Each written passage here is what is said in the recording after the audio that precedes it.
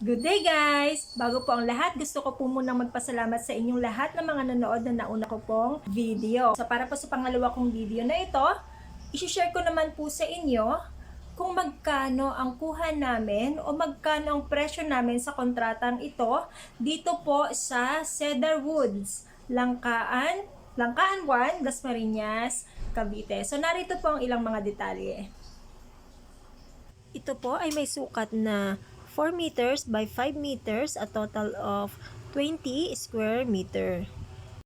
Ito po ay labor and materials or lump sum contract. Kami po ang bumili ng lahat ng mga materyales na ginamit dito, maliban sa mga materyales na meron pong personal option si owner. Tulad po ng tiles at ilaw nito. Ang mga bakal na ginamit po namin dito ay GI or galvanized. Para naman po sa bubong, iyan po ay rib type, long span. Iyan po ay pinasadya namin na may sukat na 5 meters ang haba. Ang project na ito ay may total contract price na 102,000 pesos. Para po sa may-ari ng property na ito, maraming salamat po for hiring us again. Thank you for watching.